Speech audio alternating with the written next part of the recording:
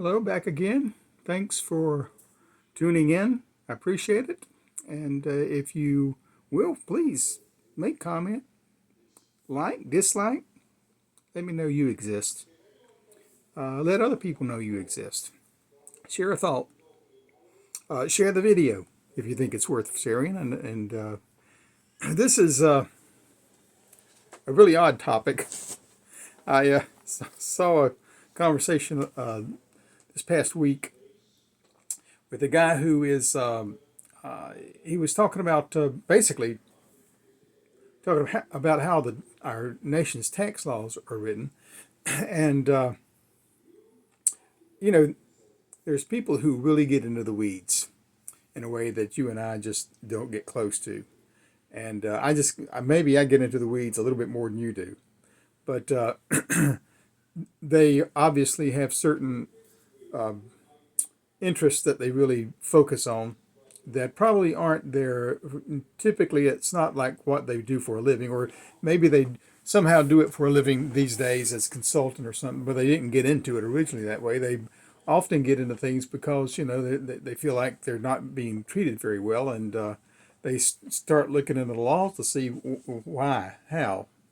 And this particular guy, in the conversation, he points out how the tax code is written. And he goes through the tax code and he points out to you, you can look at it down below. He points out to you, here's where the tax code says that, the government can tax you in a particular circumstance. And then he points out that, well, then they go on down the line and they decide to tax you in other circumstances, but an income tax is not something that you're supposed to be paying. There's no law that says for you to do it. The original law is for a specific thing, and they're applying it very generously. Now, if you've been paying much attention to this kind of dancing, it's clear that our government has been doing this in a whole lot of different ways, and over the years, so they'll use the interstate commerce laws or something like that in order to do something that seems to have nothing to do with interstate commerce on the face of it, but they're able to interpret it in that way. So anyway, that's just an example. I know I've heard multiple times when that law has been used, the law that is related to interstate commerce. So take a look at the guy down below and see what you think. The interviewer, he has these kind of people on from time to time, so I'll occasionally catch those kind of things and watch them. There's other people. There's a guy named Brent Johnson, I think it is. Here's one with a guy named Mark Christopher. Mark Keyshawn Christopher, and he talks about individual rights, and he does these similar kind of things, and he points out that human rights are related to living men and women. They're for living men and women who have no rights because rights are not given. So human rights are related to your human right is not a given right. Okay, and our Constitution or Declaration of Independence say we have these unalienable rights. All men are created equal. That means, and they're speaking to the king, and they're saying, "King, you're no better than I am," and our rights aren't based on what rights you want to give us. This is a pretty critical thing, and affects countries all around the world in a way that it doesn't affect us, because we had our forefathers wrote up the Declaration of Independence and then wrote a constitution establishing these rights for individual men and women. Whereas around the world, you had the British Empire that placed colonies all over the world, Canada, Australia, etc. These countries have their rights bestowed upon them. They have rights. See, that's what the colonies of the United States started at. We had our rights bestowed upon us by the king, and then we said, you know, we're not playing that game. You can go away. In fact, there was one point where the king, you know, was pretty much telling the colonies, look, we'll let you do your own thing. We're not going to tax you and do all these other kind of things. And it came to the Continental Congress, I believe it was, and they voted, no, forget it. We hear what you're saying, but no, we want our rights to be known as inalienable and from God, not from you, the king. So we went on our way down the road with the American Revolution. But places like Australia or Canada didn't, and their rights are given to them by the king. In fact, everything, if you can watch, I find it interesting watching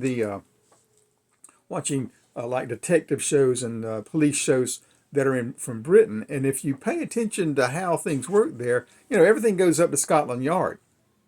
From the very local level, the guy on the police beat all the way up to the king. Scotland Yard is coming from the king, right? From the government. Your rights are given to you in England according to what the government wants you to have. Everything's centralized there. I mean, it all goes right up to one place. Whereas, you know, here, our state can do what our state wants to do. Now, typically they do things like all the other states. But by the Constitution, they can do what they want to do in most matters. And laws can be different. And you can have your own thing in a different way. But in England, you know, it's just interesting to watch a policeman get in trouble who's like a captain in the local or a sergeant in the local station, and he gets in trouble, and they threaten him with, well, you know, you're not going to be able to rise up through the ranks, because rising up through the ranks would be going on all up to Scotland Yard. Here in the United States, you don't go, well, I'm a local policeman. I'm looking to be an FBI agent later on, or something like that. No, that's not the way it works. Anyway, so the whole way our governments are set up is because the United States is set up one way and these other countries are set up other ways. And of course, you know, we think that places like England and Canada, etc., are democracies in the same way as we are, and we compare them to dictatorships where people have no rights unless the government gives them rights. Well, they're really not any different. Their dictator is the government. But, and there's, you know, parts of the government they don't have any ability to vote for, etc., right? Anyway, that's one thing. And another guy that I think the guy, Brent Johnson, I think is that guy. I've seen him a couple of times, and he talks about a lot about this whole idea, this whole notion of the government has no claim over us. So if you're not paying your taxes and they come to your door and they say, hey, or if you're not, regardless, they come to your door and the police say, come with us. We want to take you down to the police station. And he says basically something like, well, look here, do you have a contract to do that? Is there some contract that I have with the city or the county that says that I have to do that? And and he's done these kind of things. He's gone to court and said, hey, I am a man. I'm not a piece of property.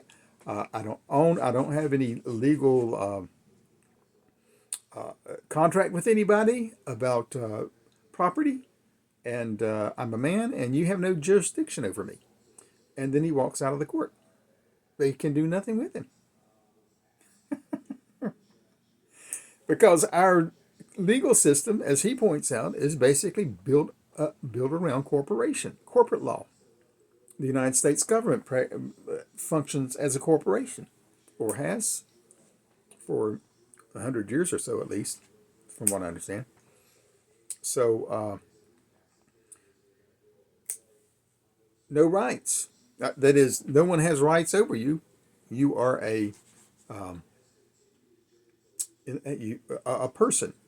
I am a man. I am a woman. You have no rights to demand anything of me unless I have a contract with you.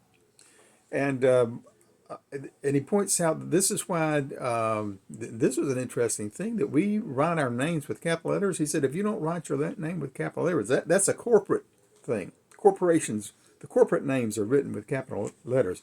Write your name as Joe Schmo, small letters. Now, I'm not an expert on this. This guy makes a living as a consultant. He lives his life this way, right? It's crazy. You can look him up yourself, Brent Johnson, and in fact, this SGT guy, who that's not the interview that I've got below right now, but he has other videos, and you can probably look up some of his videos with conversations with Brent Johnson. Sort of an interesting thing. That's what I'm sharing with you. Just this whole notion that we live in a place, in a world where we think that the government has all these control over us, and it does as long as we participate with them. And it often, it's not what when we resist arrest. People don't resist arrest by saying, "Hey, you can't take me in. You don't have a contract with me." They don't say that, do they? They just say, "Hey, I didn't do it," or you have no jurisdiction in my house, or whatever they want to claim. Or you're a federal agent and I live in this state, you can't take me, whatever they might say. But that's not what this guy's talking about. This guy's saying, hey, I'm a person. I don't have a contract with you. I don't have a contract with the government, yada, yada, yada. Anyway, the guy below is talking about tax laws, however. He's talking about other issues. What's interesting to me is just how we accept things. So that's why the image that I had I have uploaded for this video has the Uncle Sam, and he's basically acting like a hypnotist, right? You have to pay me money. Come to me. And we have no control over it. Oh no, we just do whatever he says. We don't think about it. We just assume everything the government says to us is true. And this guy with the talk about tax laws, he's not telling anybody. In fact, he urges people to pay their taxes. Now, there's other people who would say, Brent Johnson, this other guy, he doesn't pay taxes. He says, hey, you can set up a trust, and then the trust doesn't pay taxes, so you don't pay taxes. I don't know. I'm not an expert in that. This is what he does, okay? But the man whose video below, he's saying, yeah, you ought to pay your taxes, otherwise you're going to get in trouble, probably, And that's why we do a lot of things, isn't it? Just because it's just easier to do it. I just ordered some plants today. I got them in the mail. They weren't what I was looking for. It's going to be such a pain in the neck to return them. I'm just going to keep them. It's just not worth the effort, is it? There's so many things in life that we just accept. Although it's not right, many of them aren't right. We just accept because it's just not worth the effort. Now, there are some things that have to be worth the effort. There are some things that are so critical to our own personal value, our personal values, secondarily, two things. That we must stand up for them. There's things that I've seen unjust things happen, and it's like somebody's got to stand up and do something about it. When I was a kid in high school, one time I reacted in such a way. It was like, look, we were having a school walkout. It was about an issue that I really had nothing to do with. But one day they came in and said, we're gonna have a walkout today. This is back in the 70s when everybody had walkouts. And I thought, well, I don't really know much about that. It's not my particular focus on school life or anything. I don't know. I guess I could go along with it. I don't know. And after a while, the school bell rang, and that was our signal. Whenever the school bell rang for the school day to start, we'd all get up and walk out. And nobody was doing it. Nobody was walking out. But this injustice has happened. Now, I was a kid. It sometimes what you think is an injustice isn't an injustice, right? It's just life, right? But at that time, I was thinking, well, these people who are telling me this must be an injustice. So if it's an injustice, we're going. I got up, walked out of the room. I was one of the first ones getting up to walk out of the room. So there are things we need to stand up, but however, they need to be things that are true injustices, and they need to be things that truly reflect our values. And sometimes you got to do it. But you might want to just learn about this stuff. It's just informative, and it might be something going on around us. Come as time goes by, certain things are going crazy these days with new things happening. So that we might have a better insight into why they're happening. Who knows? Regardless, you know, I'm always urging you to search for truth. And if you pray to the Creator for truth and you really want it, I'm confident you'll find it. Have a good day. Please like and share. Have a good day.